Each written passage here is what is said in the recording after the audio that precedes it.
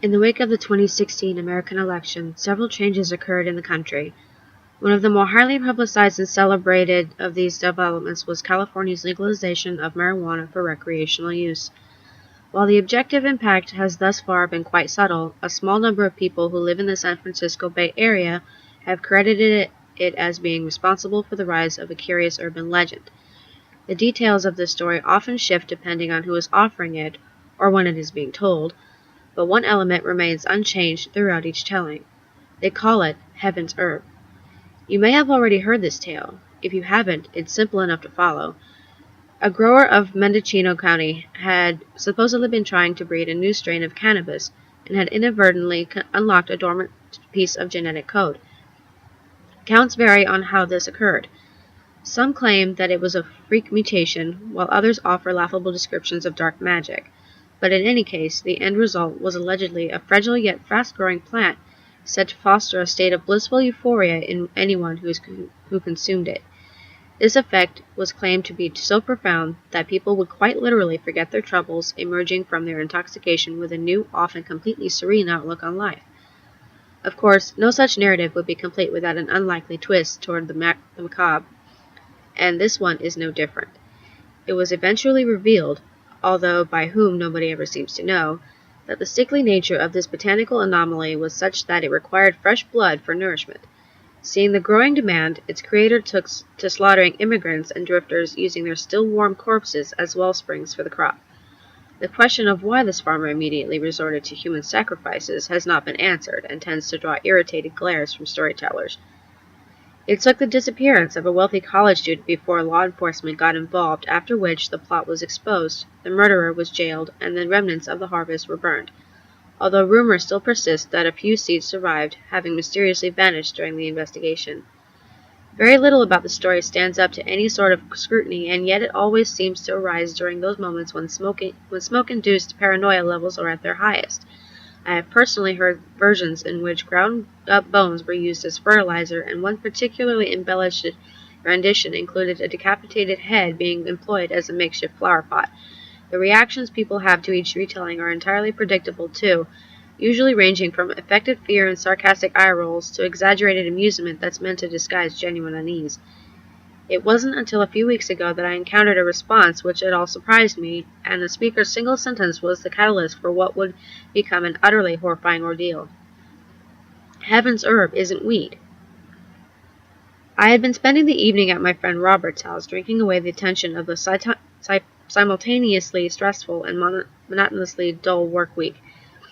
There were 5 of us seated in the living room that night, those being myself, Robert, his roommate Andre, our mutual friend Jeff, and a young woman named Anne. Anne was something of a stranger to us at the time, having recently met Robert via some dating site or another, and although the utter lack of chemistry between them had stopped any thoughts of romance in their tracks, she had enjoyed the group's company enough to continue attending our get-togethers.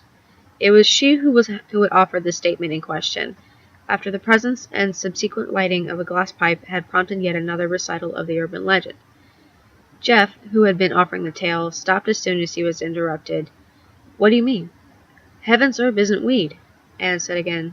"It's a real thing, but it's not marijuana." Whoa, wait, hang on. Andre rose from his relaxed position on the couch, focusing his eyes on the girl. "What do you mean, it's a real thing? It's not a real thing." "It's rare," Anne replied, "but it's real. My ex-boyfriend's brother tried it once." Muted scoffs and knowing smirks were tossed around the room, with each of us muttering variations of the same thought. Modern myths are often prefaced by a person claiming to have personal connection to them, albeit via some link which can neither be challenged nor confirmed. Although none of us knew Anne particularly well, she had already developed a reputation for being a witty prankster of sorts, and we all assumed she was adding her own twist to the tale. "All right, let's hear it then," Robert said. "What's it like? Does it really erase your memory?" Anne shook her head. "No, I don't think so. It's supposed to be like ketamine, I guess. It's a dissociative high." The blank looks on our faces must have said more than our words, because she sighed and continued. "Okay, have you guys ever tried salvia?" "I have." Jeff held up his hand, looking rather like an overgrown elementary school student. "It was all right. I kind of lost track of everything." He shrugged and grinned, prompting barely stifled giggles from the rest of us. Yeah, well, it's supposed to be like that. Almost. Almost an out-of-body experience, except that your body is the whole world. Several seconds passed in silence as Anne seemed to consider her next thought. I could probably get us some if you wanted. What? Asked Andre. Salvia? Ketamine? Heaven's herb. Sure, Robert replied. Well, I'll meet up in El Dorado and smoke it in the Fountain of Youth. Jeff held up his hand again. The Fountain of Youth was supposed to be in Florida. Bimini, corrected Andre. Florida has too many old people. Laughter filled the air, and when it finally died down, Anne spoke again. Really, though, she said, I still have his number. If you wanted to try Heaven's herb, just give me a few days. That was the point when we started to consider the possibility that Anne wasn't joking. For me, at least, the prospect of the plant being real was simultaneously frightening and alluring. The various chemicals added in my mind may have been partially responsible, and the young woman's beauty, which was quite profound, almost certainly played a role in this perspective, but the more I thought about it, the more I caught myself hoping that the offer was a legitimate one. I've never been one to experiment with too many substances, but the chance was to try something with such a fantastic reputation was oddly enticing. It turned out that I wasn't alone in my opinion either. One by one, my friends all voiced their interest, with Andre offering the caveat that he was still skeptical. Anne promised to let us know when she had acquired some of the mysterious herb, and the conversation turned to different topics shortly thereafter. Several days would pass before I thought about any of that again, and when I was finally reminded of it, a new detail came to light. Robert told me, via text message, that Anne had made good on her word and had secured a source of Heaven's herb. If we wanted to try some, however, we would have to do so in the presence of the person who cultivated it, as the preparation was reportedly too complex and the window for use was too brief for an amateur to attempt. I was less than thrilled by the plan, but echoes of the anticipation I'd felt during our previous time together coaxed me into agreeing. Directions were provided to a place on the outskirts of a town called Kenwood, located about an hour north of the Golden Gate Bridge. Jeff and I drove together, with Robert, Andre, and Anne traveling in a second car, and we arrived just as the sun was starting to set. The location was one of the eeriest I'd ever seen. Chest-level wooden poles dotted an overgrown field surrounded by trees, and although my rational side knew that I was looking out over the remnants of a vineyard, but I would have easily believed a person who told me that I was a long-abandoned cemetery. A large circular hut stood in the end of a short dirt road, with the only sign of life being a rusty pickup truck packed near its front door. So, this is creepy, Robert said, stepping out of his vehicle. Anne and Andre followed him, and the five of us peered around. Are we sure this is the right place? As if in answer, the hut's door opened. A harsh yellow glow shone out from behind a tall silhouette, which began to stalk toward us with slow, measured steps.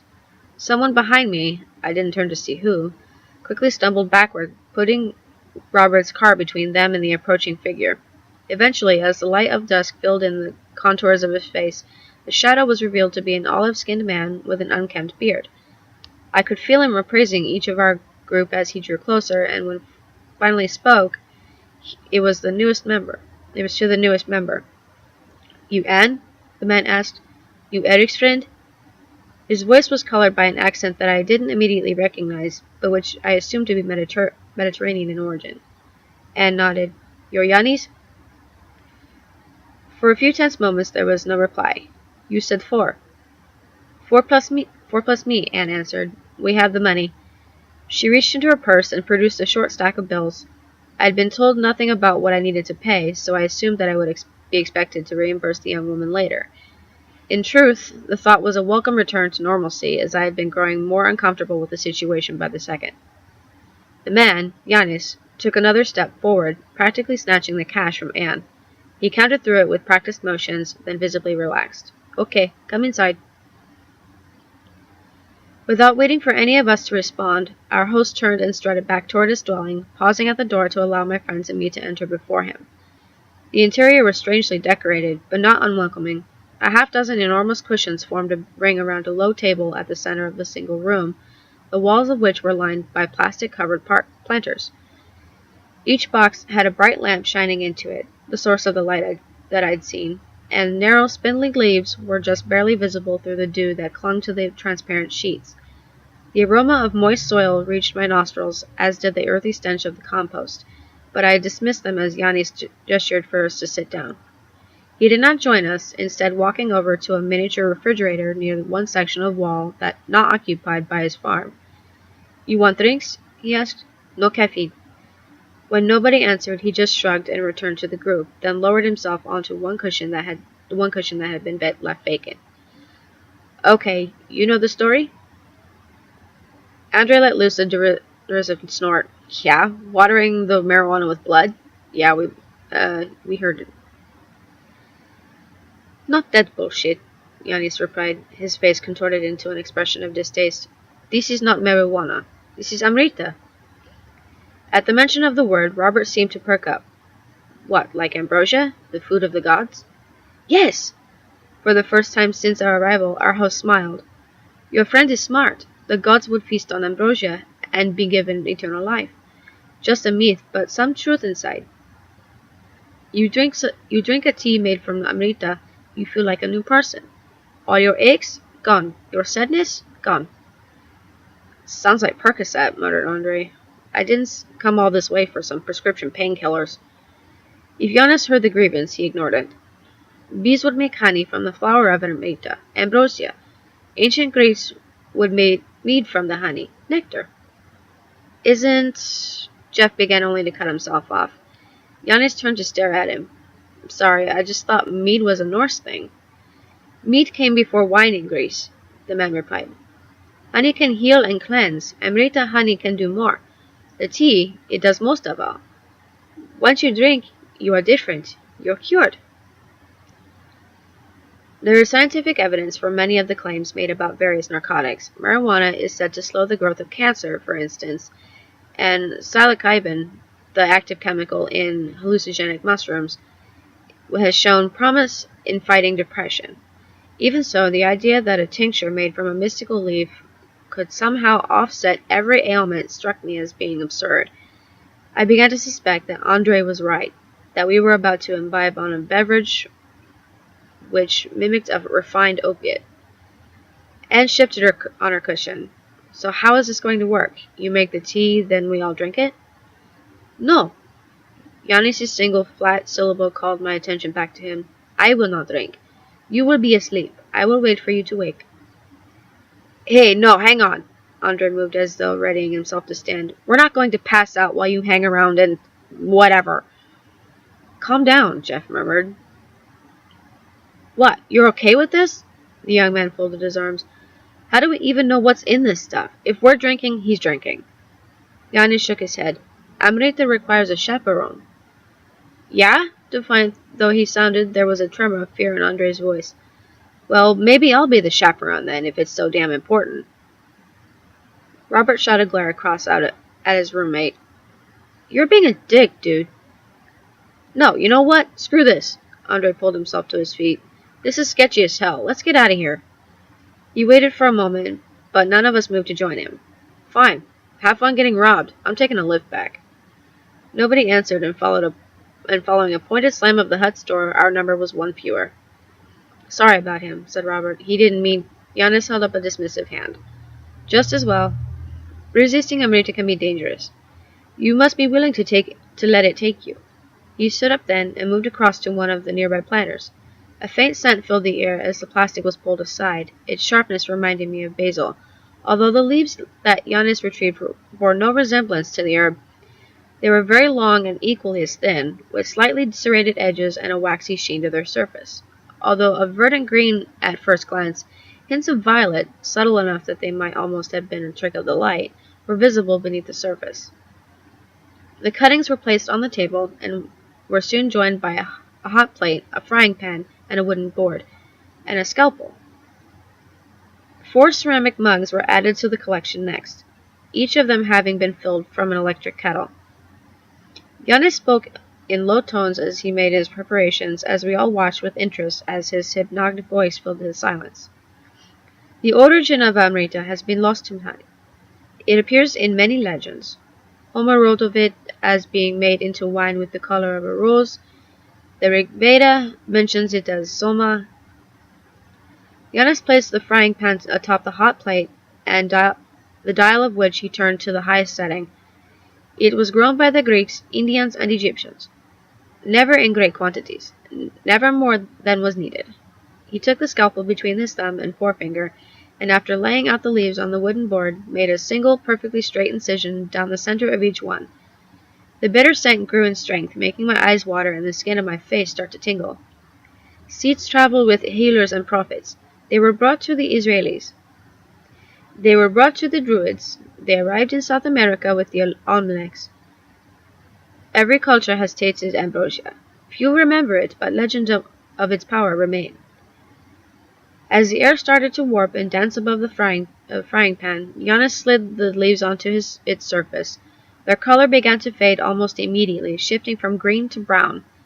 The gods were said to have ichor in their veins, created and nourished by Amrita. Drinking the nectar would change mortals aside.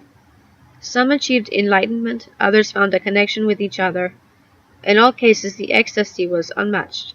The leaves continued to change in hue, becoming a deep ruby red. At the same time, beads of crimson sap began to bubble up from the cuts, leading me to wonder if they had been the source of the blood mentioned in the Heaven's Herb legend. Now you will know it. With fast, deliberate motions, Giannis plucked the leaves from the frying pan, depositing one into each of the mugs.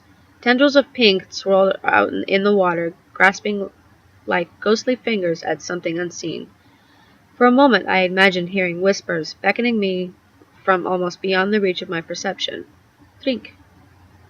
Anne wasted no time in downing the concoction, and the rest of us quickly followed suit. The water's heat threatened to scald my throat as I swallowed, and it masked any flavor that might have been present. A mild wave of nausea came over me, but passed as soon as I noticed it.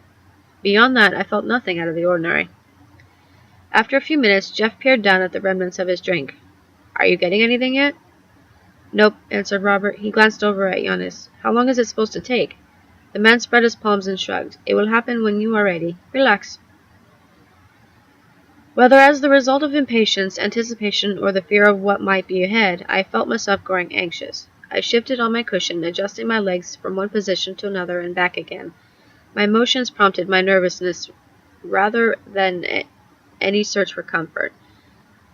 The others seemed more bored than restless, and I realized that my behavior must have been unnerving. I forced myself to keep still, and I leaned forward to put my mug down before I dropped it. In that moment, something was different. Although it was right in front of me, and although I could see myself reaching out, the table was impossibly far away. Even as I watched, everything around me grew both larger and more distant, although the endless changes seemed like they had always been. The images and echoes came from seconds in the past, then minutes, with each one lengthening and blending into a single enduring eternity. I was a drop of water in an infinite ocean. The clatter of ceramic on wood reached my ears, only to be drowned in a deep, booming pulse that I could feel throughout my entire body.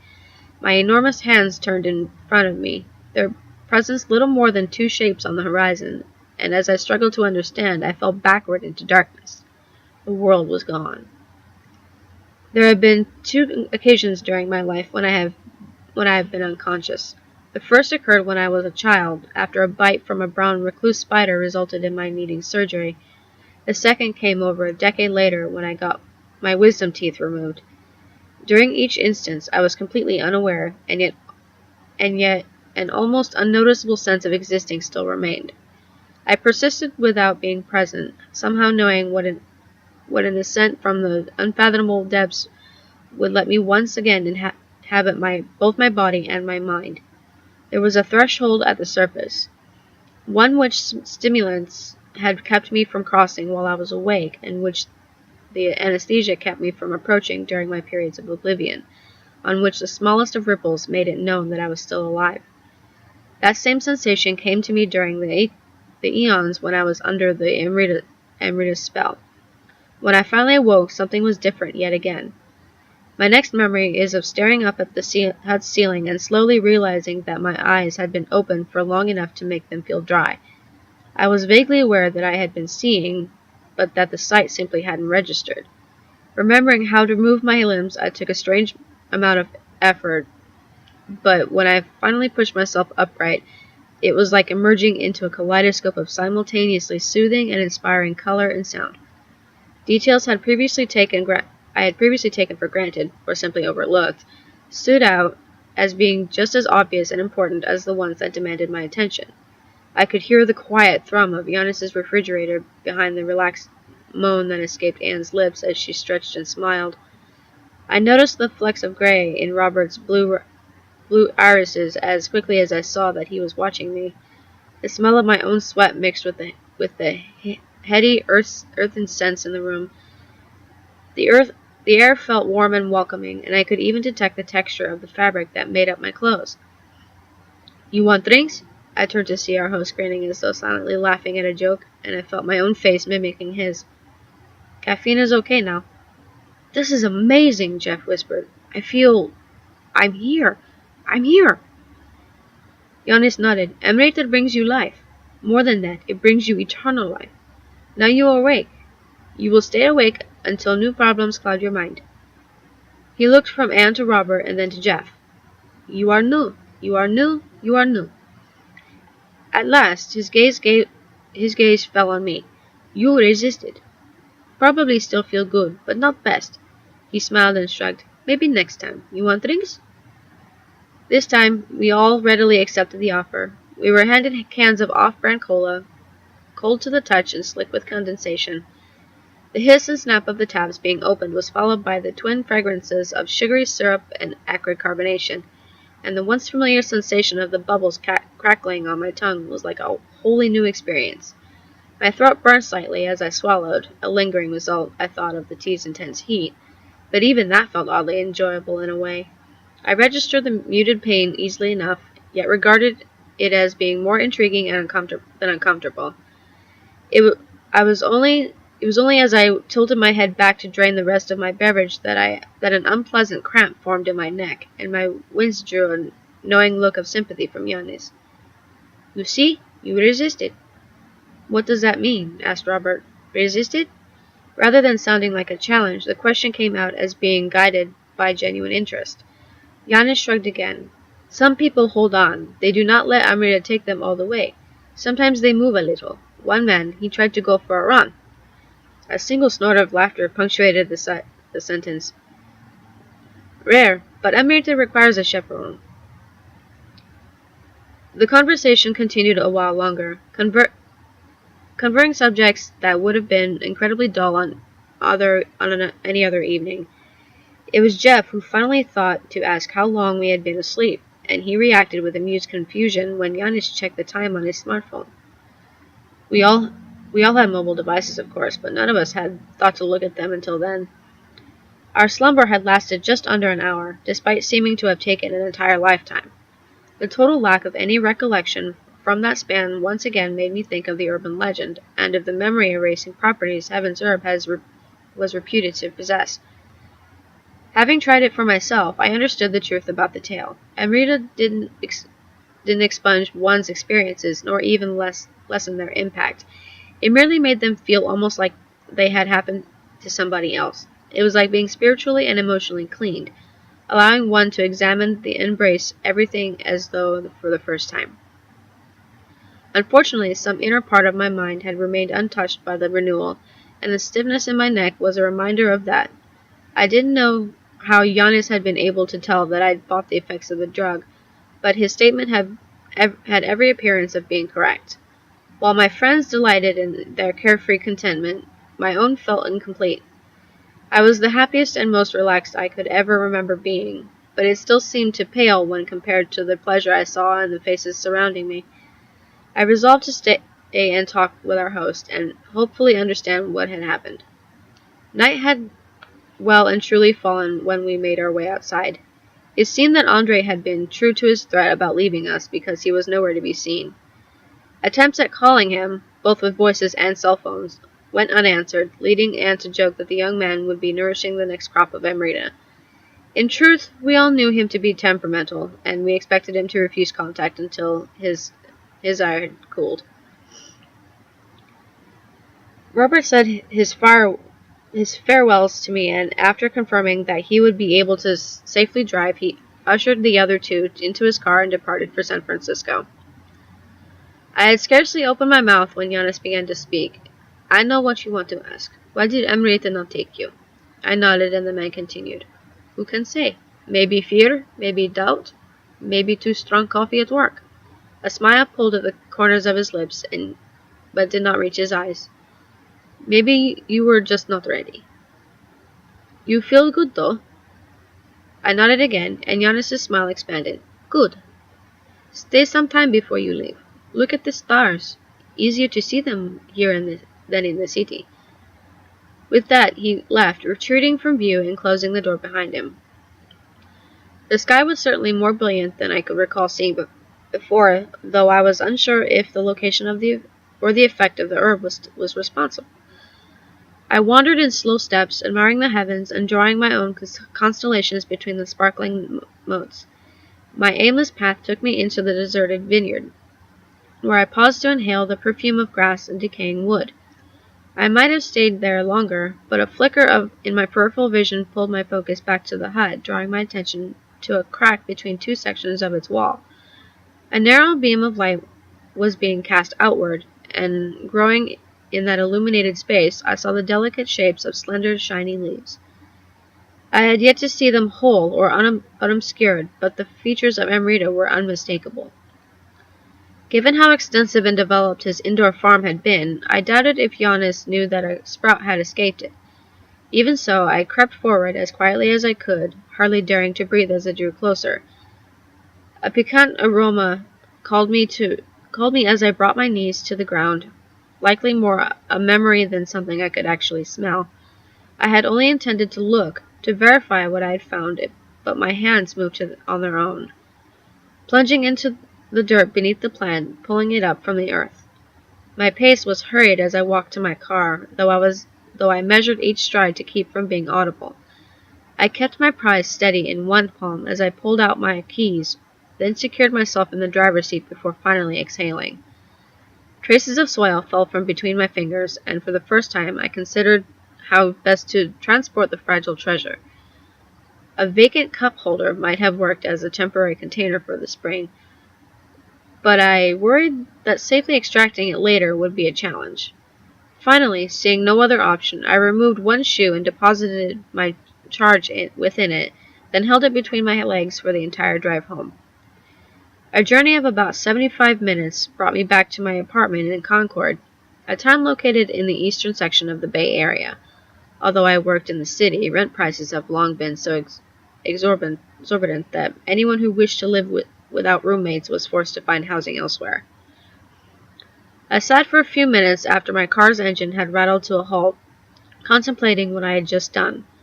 Other than a star-shaped scrape of gold foil, I had never stolen anything in my life. And even that exception had occurred when I was in kindergarten. The theft of the Amrita had come so easily to me, though like it had been second nature to simply take what I wanted and damn anything else.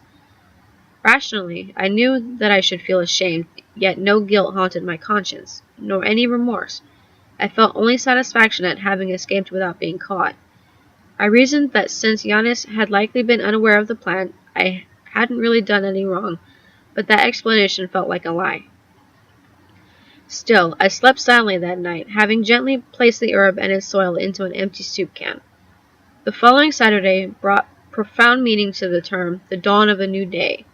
I awoke with the sunrise, feeling alert and rejuvenated.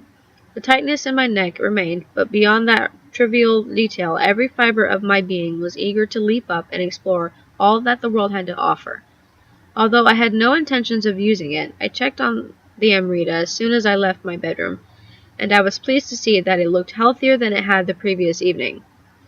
More impressive still was that it seemed to have grown, which I took as a cue to purchase a real flower pot. There were traces of dirt left in my shoe as I readied myself to leave the house, and I laughed aloud at the sensation of my heel grinding against the grains. It was as I arrived at the local hardware store that I began to notice how truly far-reaching the change in me had been. Passers-by walked and spoke as they always had, yet I saw them more as strangers than as individuals whom I didn't know. Every person carried lines of fatigue and frustration on their faces, stains of worry and mistrust that dimmed their eyes and weighed invisibly on their backs. I stared with innocent confusion as hostilities were traded beneath a veneer of courtesy, even failing to feel more than curiosity when glares were thrown in my direction. Certain instincts prevailed, though, and an almost unnoticed urge coaxed me into hurrying through my errand, lest my altered state draw undue attention. I relied almost entirely on the force of habit as I acquired both a small planter and some potting soil, and floundered through an interaction with the cashier before quickly returning to the safety of my apartment. Once I was again alone, I felt the first pangs of doubt about my newfound tranquillity. Pleasant though it was to drift through existence without the burdens of regret or apprehension, my happiness was undermined by the idea that I had been separated from the rest of humanity.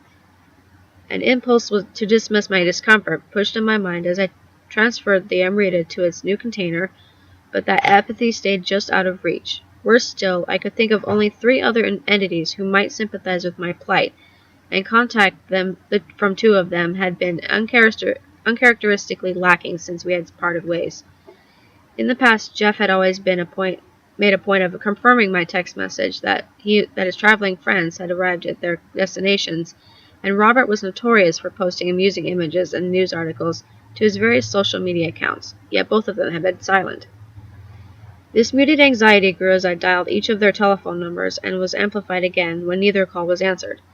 I tried to think of other avenues I might attempt, but keeping hold of that motivating fear became a maddening battle between concern for their safety and a seductive compulsion to simply sit back and appreciate something beautiful. It came as a mild shock when I realized that I could also reach out to Andre, whom I had somehow forgotten until then. His place as Robert's roommate afforded him abilities that I couldn't match from afar, and his own well-being, while strangely less important to me, was still in question. The line did not even ring before I heard the young man's voicemail message. Panic set in at last, cutting through my languor and pumping adrenaline through my veins. I seized the emotion, afraid that it wouldn't last, and forced myself to follow it. The next minute found me once again in my car, bound for the highway that would take me over the Bay Bridge. Traffic was light, but I nonetheless worried that my angst would abate before I could reach Robert's house. I gripped the steering wheel as though it was the only thing keeping me from drifting off into insanity, and I breathed in fast, hissing bursts through my clenched teeth. The steady hum of the road threatened to ease my nervousness, leading me to fight the auditory incursion with the same weapon I had used in the past. The mistake proved to be a fatal one. Where habitual behavior had been my lifeline before, this time it was my undoing. A careless gesture called the vehicle's stereo to life, and the sudden swell of music brought literal tears of joy to my eyes. My urgency vanished, blown away by the sense of rapturous glee that replaced it. The song was familiar, one to which I could have easily hummed along, and yet it carried me to a height that no melody had ever approached. Shades of green and yellow radiated from passing hillsides, seeming to mix with the notes in a perfect symphony of sensory extravagance. I was nearly whole again, nearly free from the torment I had allowed to take me. All that remained was a quiet longing to be near those who could understand my delight. I drove onward. There was no answer when I knocked on Robert's door, but I soon discovered that it wasn't locked. After stepping inside and removing my shoes, I made my way to the living room. All 3 of my companions were there, looking as rested and revitalized as I felt. Anne and Robert were seated on the couch, while Jeff reclined in a cushioned chair.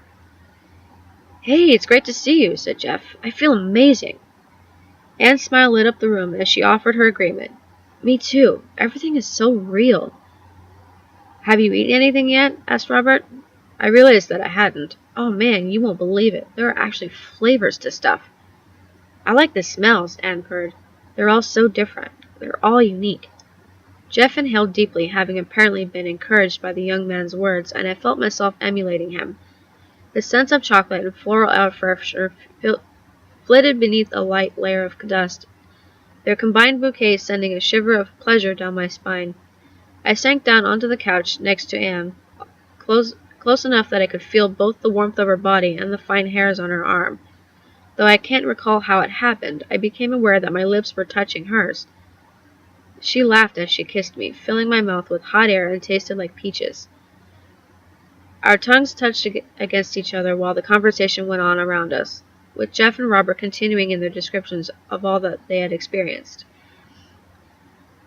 It should have felt like a homecoming, but it was lacking. The idea that I was merely pretending mocked me from an unseen corner of my psyche, keeping me from ascending to the apex that I knew was possible. Tried though I did to ignore that unwelcome restraint, it infected me, and my arousal declined until it was entirely supplanted by a much more mundane pressure in my bladder. I climbed to my feet and made my way to the restroom where, after relieving myself, I stood and stared into the mirror. No thrill of elation came with the sight, nor any transcendent vision. It was only my reflection, marked by the same lines and creases that had been seen on the faces of strangers. Frustration plagued me, and self-loathing, and they were joined by jealousy when I returned to the living room. Anne and Robert were locked in passionate embrace, their mouths and their lips thrusting together, while Jeff looked on with an expression of approval. I had been gone no longer than a handful of minutes, and yet I had been so easily forgotten. Rage and anguish flashed through me, almost more quickly than I could process, and I was ultimately left with nothing but the same emptiness that had kept me from the bond I had sought. I had been abandoned. The sentiment started to fade almost as soon as I recognized it, but its passing left me in control again. I fled from the scene, ran past the exit, and pounded on the closed door to Andre's room. Though my senses were still the sharpness they had been, I could hear no response, not even a rustle of movement. A crack in the paint begged me to notice it, but I shoved the distraction from my mind. The knob refused to turn in my grasp. My shouts went unanswered. Laughter reached me from elsewhere in the house, and I wondered with merriment I was missing. I kicked at the door once, and again, and the wraith-like cobwebs clinging to a nearby window swayed in a slow and calming pageant, lulling me back into stillness. Anne had removed most of her clothing by the time I had rejoined the gathering. I could count the freckles that dotted the young woman's chest. The entanglement between her and Robert had halted, but vespers of resentment still incensed me. I asked myself, not for the first time, I realized, but perhaps for the first time with these words. What absence within me was responsible for my segregation? I felt the same revelry, and I was conscious of all that they were, and yet an errant piece had never fallen into place. I was no more connected here than I had been to the people in the street, and this state of half-being had cast me as an interloper amidst everyone I might encounter. I do not fully recall driving home. Sensations overwhelmed me, and I indulged myself in them all the while hoping that some epiphany might make me complete.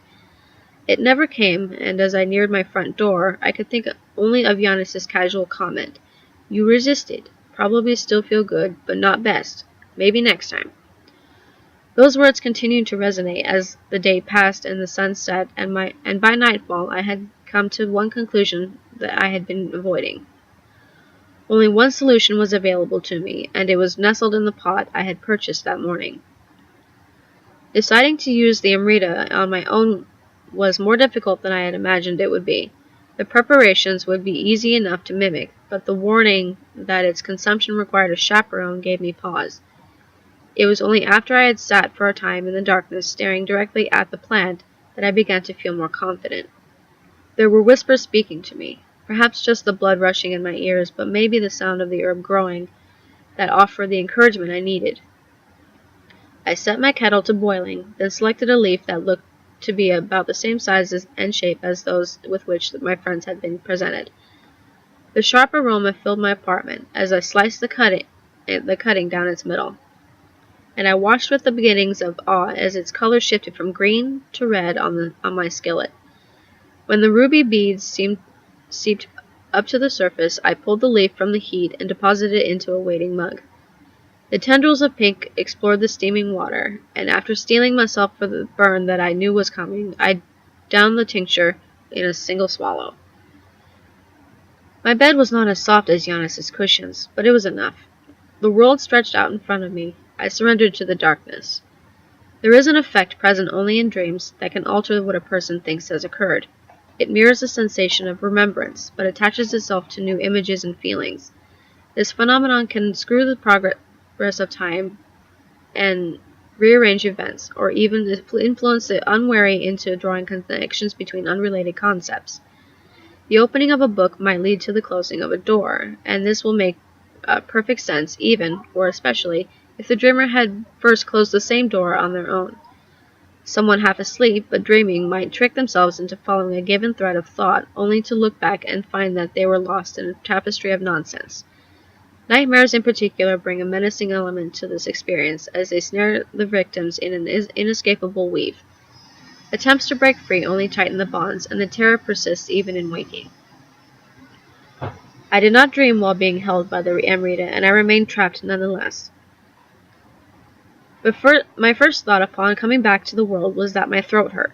The rawness registered as though from miles away, muted by a sense of relaxed whimsy, but it was still noticeable enough to give me doubts about whether I had truly managed to let go. Appropriately, those doubts themselves hinted that I had again resisted. An unpleasant tingling in my hand pulled me still further into the realm of apprehension, and I discovered that I had fallen onto the floor. Blinking felt difficult, and despite there being little to see in the dim light, my vision seemed blurry and uneven. My stomach churned as I pushed myself upright, bringing the taste of bile to my tongue. This was not the relaxed emergence that I had wanted, though the previous sense of simultaneous reverence and contentment had returned.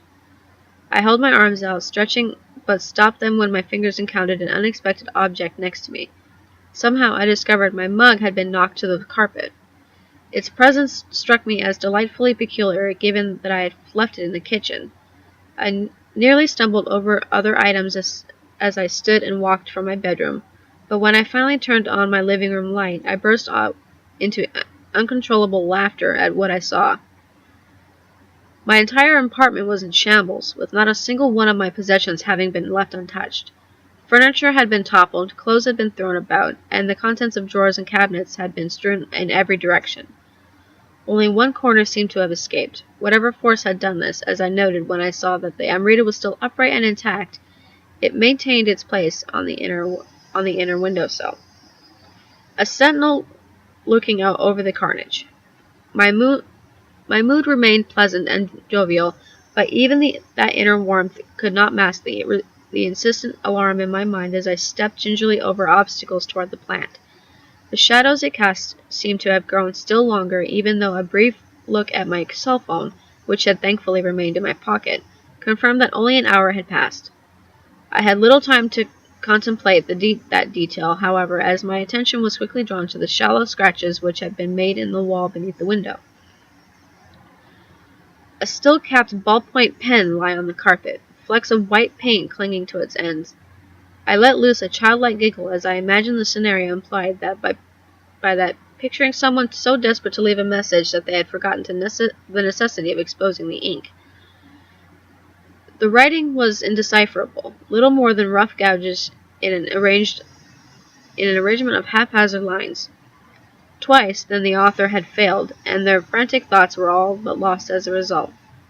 Perhaps, I mused, an intent analysis could divine some sort of meaning, but the chaotic patterns and the disorder behind me were much more enthralling, even when reviewed in the reflection of the blackness behind the window. I cannot honestly say that I was in denial. As I well knew, it was all but certain that I had been responsible for both the disarray and the markings on the wall.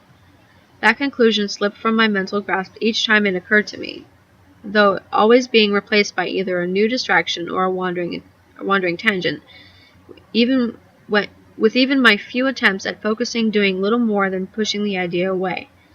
There was a blind spot in my memory, and it served as a deterrent against my inquiry about what might have taken place while I was allegedly unconscious. The uneasiness remained, as did an intangible question about the herb's true nature, but both remained out of examinable reach. It soon occurred to me that I had still yet to eat, though the prospect of reveling in an exploration of flavors was far more compelling than any physical hunger which might have prompted the thought. While sitting amidst the smashed plates and misplaced cookery that covered my kitchen floor, I gorged myself on everything from handfuls of freezer-burned sorbet to dried noodles, stopping only when the tightening ache beneath my sternum eclipsed the pleasure of my indiscriminate feasting. My bed was cold when I finally returned to it, though the coolness was a welcome respite from the heat I had not noticed I was feeling until crawling between the sheets. Sleep came easily. That my job performance suffered should come to no surprise. While there are doubtlessly places where wide-eyed stares and absent-mindedness are considered appealing traits in an employee, they lend themselves poorly to an environment of fast-paced deadlines and insistent coworkers. Monday passed without much incident, but I knew that my strange behavior had drawn attention. I did what I could to avoid my fellow employees, though it was not self-preservation that motivated me. Each glimpse I got of a passing face sent horrible images through my mind's eye, tormenting me with visions of grime-filled crags surrounding disapproving scowls. These were not people, I felt, but caricatures of depravity and decrepitude. Stains upon a tapestry that would have been welcoming without them. By 2 days later, I had been summoned to a superior's office, then sent home with instructions to either return the following week with a clear head or not return at all.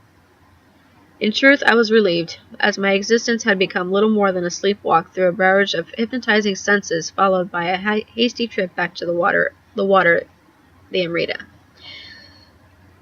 I occasionally wondered how Robert, Jeff, and Anne were faring in their own lives, but my attempts at contacting them went perpetually unanswered. The ever-present longing for a connection only grew in those moments, amplified as much as by the absence of communication as by the prospect that I would still be unwashed in their eyes.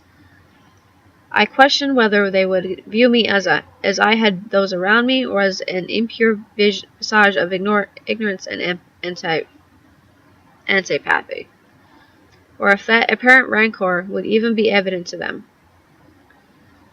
More frustrating still was that I lacked an excuse to pay another unannounced visit to Robert's house, fearful as I was that the desire on its own would separate me further from my friends. The solitude itself eventually presented an option, and with it came a second thought. I could make the journey with the herb in tow, under the guise of presenting it as a gift. My desire to share would no doubt be welcome, and it would grant me passage into the lives of those who had left me. I would be their watcher as they once again partook, and I would see firsthand what occurred while they slept. Though I might not find the reconciliation I so desired, at least my misgivings about the herb and its effect on me would be quieted, if only in part. As it had been before, Robert's door was unlocked. The three had changed their clothes and their positions in the living room, but beyond that, there was no sign that any time had passed since I was last in attendance. Anne lay sprawled out on the couch, her head resting on Robert's lap, while Jeff sat on the floor, using the armchair more as a backrest than for its intended purpose. Once again, they greeted me with warm recognition and apparent glee, seeming to not even notice the plant that I carried. I placed it on the coffee table, then resolved to making no mention of it until someone else had. Evening approached and passed with maddening languidness. A cycle of sorts began to make itself evident, in which I was first beguiled into relaxing, and indeed into forgetting my goals and my worries, then harshly snatched back into a state of clarity by the pounding in my chest each time the conversation lulled. This sequence repeated a dozen times or more, causing me to waver between peace and near panic with every instance. It was Jeff who finally disrupted the rhythm, when he offered what may have been intended as a joke. "Okay, so he began, stifling chuckles of anticipation. "What even is that?" The others looked first to the young man's outstretched finger, then followed the direction of his gesture to the Amrita. "It's a plant," replied Robert. Laughter filled the room, escaping even my lips. Jeff leaned forward, furrowing his eyebrows in a show of exaggerated scrutiny. "Yeah, but what is it doing?" "Sitting there!" More merriment followed, and I was swept up in it. My plan had been all but erased from my mind, suppressed by the gaiety that made all else irrelevant. Had it not been for our heightened senses, the moment may have been lost, but Anne's next words restored my agency. "It smells familiar," she said. Robert shifted as the young woman rose to a sitting position, almost like the other night. Jeff's eyes widened at hearing this. Hey, yeah, it's Heaven's herb. He turned to face me with a grin. You brought Heaven's herb. We should make some of that tea, Robert continued. I could feel my face growing pale and my ears burning, a sensation I had only previously encountered after having been caught in a lie. We could do it right here. Nah, answered Jeff. A sickeningly cold sensation hit me as the single syllable reached my ears. Nah, we should do it in the kitchen. There's a stove in there. Once again the others giggled and snorted with amusement, but I was brought only the relief of an undiscovered traitor. Preparations were made quickly after that, with the four of us leaving our places and walking down the hall. I noticed that the door to Andre's room was still closed, and I briefly wondered what had befallen him, but the thought left my mind as the carpet beneath my feet gave way to linoleum. Although we had spoken nothing of it, I could reflect that the decision had somehow been made for me to prepare the tincture. It was easy enough to assume that the responsibility fell on the Amrita's guardian, but I saw it was still more evidence of my distance from the others. My hands moved nearly of their own accord as I boiled the water, heated the skillet, and arranged a collection of 3 mugs on the counter. The steak knife I used to cleave through the leaves was clumsy and dull, but adequate enough for making each slit after I forced myself to concentrate. I felt the first pangs of doubt as the spicy scent filled my lungs and the crimson pearls began to appear, yet those same manifestations strengthened my resolve. The point of no return had been passed, and the answers would soon be presented to me. Wait, why are we in here? Robert suddenly asked from behind me. Heaven's herb, came Anne's response. Right, but why are we in here? We should lie down on the couch or whatever. Murmurs of agreement were offered, and I was left alone with my endeavor. For some reason, it struck me as darkly absurd that they had all walked from one side of the house to the other, only to make the same trip to reverse mere minutes later. It was a mundane and innocuous event on its surface, yet it seemed to mirror my own actions over the past week. Not only had I driven back and forth from Robert's house and vacillated between tranquility and torment, but the rest of my activities had also been governed by similar routines. Had my existence always been a series of recursive loops, I wondered, or had it adopted that quality after the night in Yanis's hut? Were my friends trapped in similar coils, or had their aimlessness freed them? Pink clouds filled the steaming water, and I carried the mugs back to where my companions were seated. Another stab of alarm leapt into my chest when it seemed like their purpose had been supplanted by a continuance of conversation. But the unwieldy weight in my hands was all the reminder that was necessary. With enthusiastic smiles, the 3 took their beverages, then downed them all in unison as I stood by and observed. The pulse of my heartbeat quickened as they settled back, and a moment later I was the only one left awake. The telltale sighs of deep, relaxed breathing became audible. I stared intently at each pair of closed eyes, looking for signs of the movement that would indicate a dream. Seconds crawled by with no such evidence becoming visible, leading me to fear that I would learn nothing and remain disconnected. Just as the last embers of my hope were threatening to extinguish themselves, however, they were reignited by the sight of Anne slowly turning her head. I rushed to her side and leaned as close as I could without touching her, searching once more for anything that might provide answers. Her eyes opened. There was no word for the sound that ripped itself free from the young woman's throat. It was at once a howl of absolute terror and a shriek of utter agony, as unmistakable and yet indescribable as the tortured expression that deformed her face. I stumbled backward, panicking, and felt my fingers clutching my ears as Jeff and Robert began to scream too. Their backs arched, their limbs convulsed, and their raw, primal wailing went on for what seemed like an impossible length of time, continuing even after I was roughly grabbed from behind and dragged out of the room. I did not struggle. My legs backpedaled just enough to keep me upright, but the nightmarish cacophony dominated my senses. I could hear it even after a door was slammed behind me, and its echoes remained in my skull until a brutal slap, the second one to hit me, I realized, brought Andre's presence into focus. "What the hell did you do?" he demanded. I looked around, not answering, and saw that I was seated on the young man's bed. "Are you working with that creep? Is that it? Answer me!" Another blow stung my cheek, and my vision blurred with tears. The screaming seemed to have stopped, but it was still all too fresh in my mind. I held up my hand, wordlessly begging for a reprieve. Andre glared down at me, and for the first time I noticed how disheveled his appearance was. Several days' worth of blonde stubble shaded his chin and his neck, and his normally pristine hair was a mess of oily and sweat-soaked tangles. A repulsive smell emanated from somewhere nearby, but the dark stains on my captor's shirt being the likely source.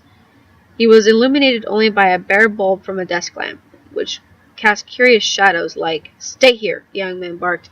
"Don't go drifting off." I blinked twice and shook my head, trying to keep myself in control. For the first time, tones of sympathy and concern softened Andre's glower.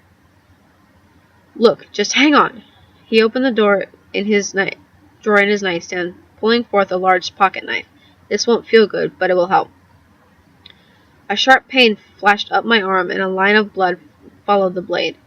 I grimaced, pulling against Andre's grip on my wrist, realizing it in the same instant that he had taken hold of me. Unpleasant though it was, the wound had its intended effect. I was spurred into lucidity more quickly than if I had been drenched in icy water. Unlike the duller discomforts I had so easily dismissed before, this one refused to be relegated to the realm of other sensations. Andre nodded, apparently satisfied with my reaction. "Good. I'm going to give this to you, all right?" He closed the pocket knife and held it out to me. "If you start to, go away, cut yourself again. Can I trust you to do that?" I offered a nod of my own, and then took the tool and held it tightly in my palm. "Okay, I want answers now." Not for the first time in recent memory, I found myself struggling to explain my perspective. After all, how could Andre hope to comprehend what I had been through? He had never seen the filthy scowls of passing strangers, nor felt the surreal seduction of a previously unnoticed texture against the skin. What surrogate did he have for the isolation invoked by an incomplete transformation, for the innocent wonder of the Amrita's enchantment? The uncertainty must have been evident on his face, because Andre spoke again before I could. "I think I understand. I know you don't believe me, but seriously, I get it." He glanced over his shoulder at the closed door behind him. "We need to get out of here. Someone might have called the cops. You can tell me everything in the car. You drove here, right?" In response, I simply gave Andre my keys. Our escape from the house was immediately interrupted only when I darted back into the kitchen to retrieve the Amrita. Andre protested at first, but relented when he realized that its presence might cause trouble if discovered. We hurried up the street to where I had parked, and I dropped into the passenger seat as Andre took the wheel. The vehicle's forward motion called to mind images of a flowing river, and another red line joined the first on my arm as we drove away. "So I guess it didn't work for you?" Andre asked. "Heaven's herb, I mean." He glanced at the pot between my legs before turning his attention back to the road. "I should have guessed. Those three have been together practically non-stop since they got back from Kenwood." His words made perfect sense, but his meter was faltering and disjointed. There was a kind of unhinged hysteria hiding just beneath the surface. "It's been horrible. They sit there, talking, but it's like they aren't really there. I couldn't even leave my room. I kept remembering the screaming." Vivid recollections flashed through my brain, and I shuddered involuntarily. Andre clenched his jaw and spoke through his teeth. "I heard it after I left, inside the hut. I just started running. I had to schedule another lift. I thought about calling someone, but I didn't know what would happen to you." He adjusted his grip on the steering wheel, guiding us towards some unknown destination. I couldn't think about anything else for days. That's when I started doing research. "I think you're an Ashura now." I didn't recognize the word, as Andre surmised after looking in my direction. "It means barbarian." "Well, it means a lot of things. Barbarian is one of them, though. I found some conspiracy forum that talked about Heaven's herb, and someone said that people who don't change, I guess, start getting all weird, like you. I could scarcely deny the accusation. That same dreadful longing threatened to overwhelm me again, and for the third time in as many minutes I gouged a thin streak into my arm. Careful with that, Andre said. We can't go to the hospital. Everyone who does gets locked away. They say it's a government plot. The foreign people, I mean. But it sounds like patients get diagnosed with dementia or something. We took another turn, and I finally recognized the route to the highway. That's if the stories are even true. A lot of them sound made up. One of them mentioned a cure, though. That caught my attention. If there was a way to be free from this madness, I wanted it. And yet, the prospect of losing the otherworldly euphoria was almost too sad to consider. I pressed my thumbnail into the slashes on my arm. The problem is, continued Andre, nobody can agree on what the hell it is. Some people say it's a different plant, other people say it's just a different way of preparing it. I know how we can find out, though. He did not need to elaborate. I knew where we were going. Andre kept talking throughout the entire drive to the abandoned vineyard, perhaps making up for his self-imposed seclusion. Wild theories dominated his monologue, ranging from borderline insane to disconcertingly plausible. I fixated on all of them, combining the adrenaline they prompted with the stinging ache in my arm to keep my head clear. When at last we arrived to the dirt road in front of Yanni's hut, the car slowed to a halt and we climbed out into the night. Why did you bring that with you? It was only after Andre had spoken that I realized he was holding the Amrita. He probably won't be happy when he finds out you stole it. That's how you got it, right? You stole it. Once again, I couldn't deny the indictment. Here, look, leave it underneath the truck. If we need it to make the cure, we'll grab it on the way out. Something very odd occurred to me then. As I begrudgingly followed Andre's advice, I noticed our surroundings as though they had been invisible to me since our arrival. The rusty pickup truck was too large to miss, and yet somehow I had until that moment. Even the hut itself, set before the graveyard of rotting wooden poles, had been little more than a backdrop, and our walk from the car might as well have taken place in a dream. I thought to blame the darkness for my lack of perception, but I knew that my preoccupation with that plant had been the more likely culprit. When I rose from depositing the herb in its hiding place, I saw that Andre had retrieved a shovel from the truck's bed. You know, he said, just in case. We did not bother knocking. The door swung outward as soon as Andre pulled on its handle, and he stormed into the hut with an air of confidence. Yannis was seated on one of his cushions, staring at something on a laptop computer. Hey! The man shouted. He jumped to his feet, pulling on his hands into fists. What are you doing? In truth, my own thoughts were similar to his. This sudden assault was far from the most effective means of beginning a dialogue, but the damage had been done. We just want to talk, Andre yelled back. Just talk? That is my shovel. Though I was watching him from behind, I could tell that Andre's gaze didn't waver. We just want to talk, he said again. Tell us about the cure. A look of confusion crossed Yannis's bearded face. What are you saying? Get out! I have a gun! He took a step backward, apparently in the direction of the refrigerator near the back of the hut's interior, but tripped on the cushion where he had been sitting. Andre seized his chance as the man fell, rushing forward and brandishing the shovel like a spear. Tell us about the cure, Andre repeated. His voice cracked, and I could see his arms quivering. I stepped forward, moving around so that I could make eye contact with Yannis. Please, the man said, looking up at me. He is crazy. Andre pressed the tip of the shovel against Yannis' throat. No, I'm not. You're a liar. You sent that girl to tell us about Heaven's herb. What girl? You know what girl. Yannis squirmed beneath Andre's onslaught, reaching up to knock the shovel away.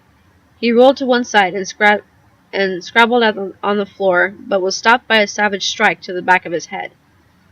The man curled into a ball and yowled in pain, reaching up to cover where his skull had been hit. Stop, he cried. Stop, please. You say you want to talk. You are here to kill me. Don't try that again, Andre replied. He looked over his shoulder at me. Go see if he really has a gun. I searched the area where Giannis had been heading, and sure enough, a black shape was visible behind the refrigerator. It felt unexpectedly light as I picked it up, and I discovered that while it looked real enough, the pistol was the variety of that fired plastic pellets. Andre laughed aloud. "Oh, you have a gun, do you? What were you going to annoy us? What, were you going to annoy us to death?" "Please," Giannis moaned. "Please, you do not... My daughter. What are you talking about?" Giannis pulled one hand away from his head and made a slow, calming gesture. He rolled over, revealing a face that was streaked with tears. "There is a cure, but I cannot give it to you. My daughter, she is Asura." That time I recognized the word. "What, a barbarian?" Andre asked. "No, not barbarian. Slave." Giannis sat up, and Andre kept the shovel held ready to swing. "I did not lie. I spoke of Ramita. I did not say there are two parts. The drink will make you new. The fruit will make you whole." He shook his head and winced. "It is very rare. Rarer than Amrita alone. It must be cultivated." Andre took a step forward and snarled. "How?" How odd, I thought, that my own persistence did not match his own. "You drink Amrita," said Giannis. "You'll find peace. You expel all anger. You expel all darkness. Some resist. They keep a piece of their soul." "This is bullshit." "It is the truth." The man thumped a hand on his chest. "The soul holds our evil. It holds our pain. We are born without souls. We cultivate them as we grow, like Amrita. Amrita makes you new by releasing your soul. It feeds upon this darkness like other plants on air. On enough darkness, and Amrita will flower. Enough evil, it will bear fruit. This is all around us, in this room." He gestured at the planters that lined the room. "I do not cultivate Amrita for money. My daughter is Asura." "You said that already," Andre replied. "What does it mean? Is my friend Asura?" He jerked his head at me. "I do not know. I swear it." Giannis held up his arm as Andre made a motion as if to swing the shovel. "Some who keep a piece of their soul go on. They feel good, then normal. Some become Asura, become slaves. They are drawn to Amrita. They are..." He paused, apparently searching for the right word. "They always search for something they cannot find. Always alone. Driven to madness. My daughter is Asura. I cultivate Amrita to bring her back."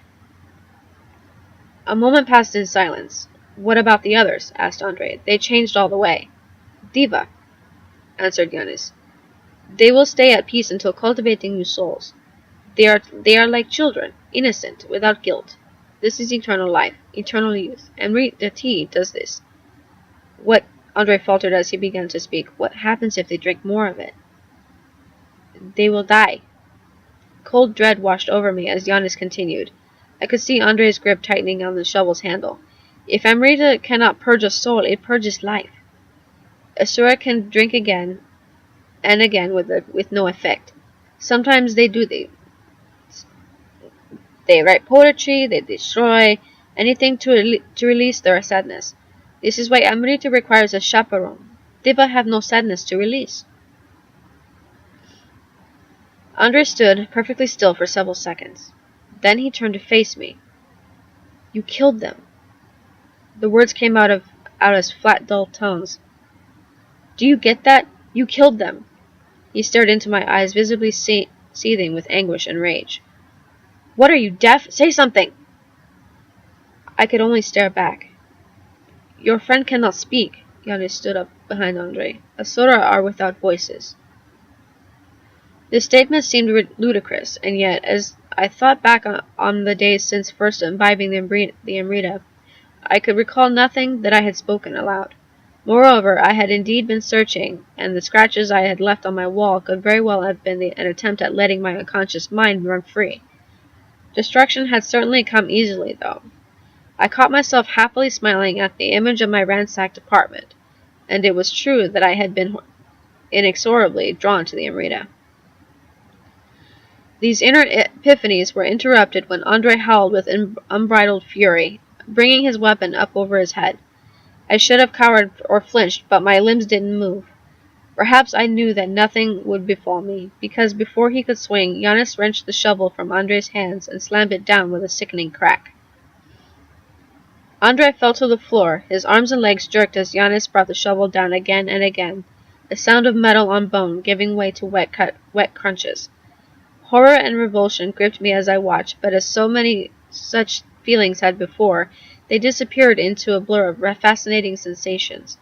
The young man eventually stopped twitching, and Giannis wiped splatters of blood from his forehead. "Come," he said, "we will bury him in the vineyard." We took turns digging, creating a hole that was as deep as it was long. I had never dug a grave before, not even for a deceased pet, and I found the experience to be remarkably soothing. My previous disquiet had all but entirely vanished, and the tingle of sweat touching the cuts on my arm was almost pleasant. I felt neither remorse nor fear, though I did remind myself of Andre's deranged behavior since pulling me from the chorus of deathly walls. I could not think of him as human, really. He had merely been another corrupted creature. When our task was finished, Giannis pushed Andre's body into the pit, then turned to me with a sad smile. "Do you pray?" he asked. I stepped forward, and the man opened his arms to embrace me. In response, I reached out, having prepared for this moment, and plunged Andre's pocket knife into Giannis's throat, just beneath the filthy lines on his face. A fast, hard motion severed one artery or another, and the man gurgled as he lurched backward. He reached for me, clawing at the air, through which black jets of fluid spurted out into the starlight and landed invisibly on the grass. Those geysers suddenly stopped coming as the man toppled over, and the grave welcomed its second occupant. I buried 2 bodies that night. Replacing the upturned grass was like assembling a puzzle, and the first rain would wash away any lingering blood. I knew that the hut was too isolated for anyone to visit by accident, and was far enough from neighbors that the frequent screams would draw no attention. Still, my work was far from finished. Corpses of my friends would one day be discovered, and the call logs on their cell phones might be traced to me. Giannis had spoken of a daughter, too, which suggested that he might have another family who would miss him. More compelling even than those details, though, was the violet bud I had noticed while hiding my plant beneath the pickup truck. It was small, but as I had learned, it was a sign that my salvation was within reach. For that reason, I will stay here, offering the scalding tea to any who ask for it. I will cultivate the herb, providing it that immaterial nourishment which brings forth its bounty. Even if there were another choice, I doubt if I would take it. There isn't, though, of course. This is how it was always going to be. After all, and as you well know, Emerita requires a chaperone.